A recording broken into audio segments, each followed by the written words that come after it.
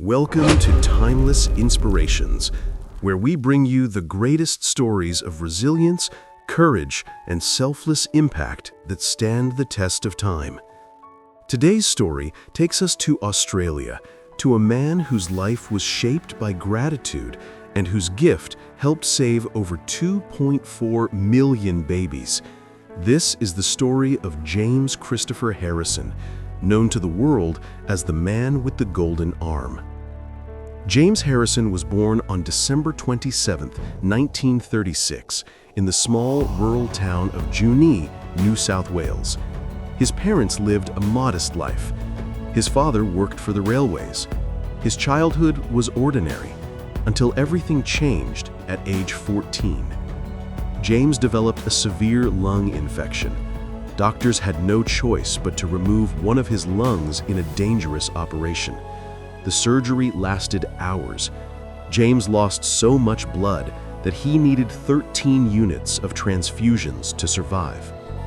He spent 3 months recovering in hospital, his chest stitched nearly 100 times. And while recovering, he realized strangers, people he would never know, had saved his life. In that moment, James made a vow. When I'm old enough, I'll give back. In 1954, when James turned 18, he kept his promise. He began donating blood. What he didn't know was that inside his veins flowed something extremely rare.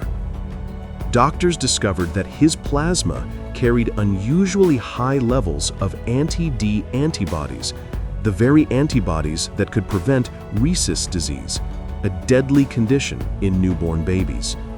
Here's how it works.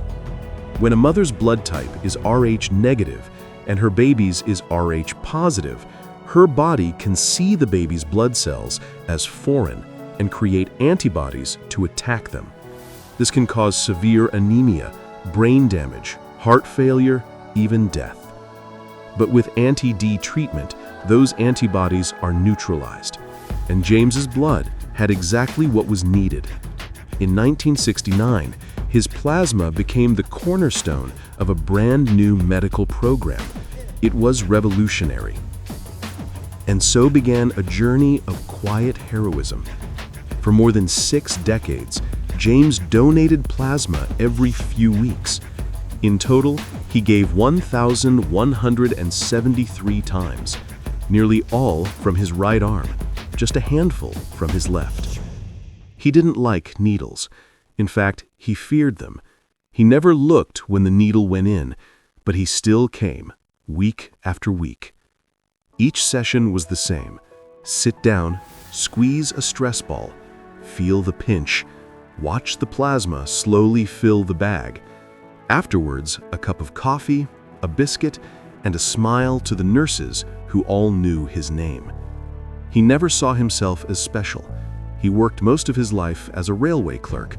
He wasn't famous, and he never wanted to be. He was simply keeping a promise he made as a boy in a hospital bed. But the world began to notice. Every batch of anti-D medicine produced in Australia for decades contained James's plasma. At times, nearly every single dose in the country could be traced back to him.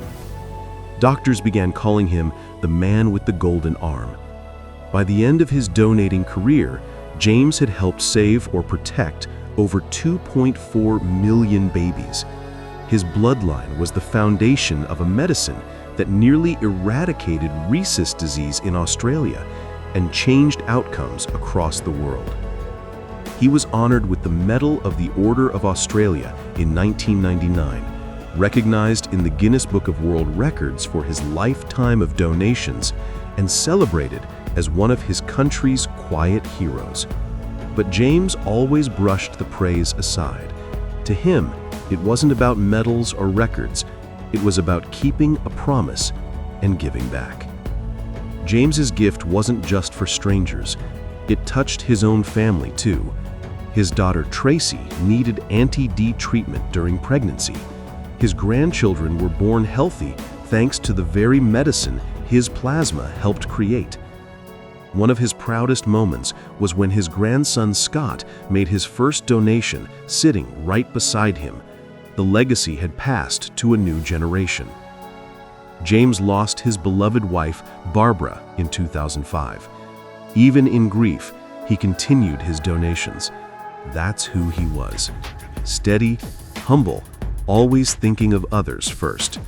He often joked that the nurses gave him biscuits, coffee, and a good chat, a small price to pay for helping save a life. But scientists worried, what would happen when donors like James retired? This sparked a major research effort. Using his plasma as a model, scientists began working on ways to replicate his antibodies in the lab. The project became known as James in a Jar, the attempt to create his life-saving antibody artificially so future generations could benefit, even when donors were gone. Thanks to him, not only were millions of lives saved in his lifetime, but countless more will be saved through medical science built on his gift. In May 2018, at age 81, James sat in the donation chair one last time. Regulations required that he stop donating. Nurses and staff gathered to thank him. Some had tears in their eyes. He had been coming for decades, and this would be his farewell. On February 17, 2025, James Harrison passed away peacefully in his sleep at the age of 88. Across Australia and around the world, his death was marked with tributes, gratitude, and reflection. He was just one man, yet millions of mothers cradling healthy babies owed him a silent thank you. James Harrison's story is not just about medicine, it's about mindset. It's about gratitude, turning a gift received into a life of giving.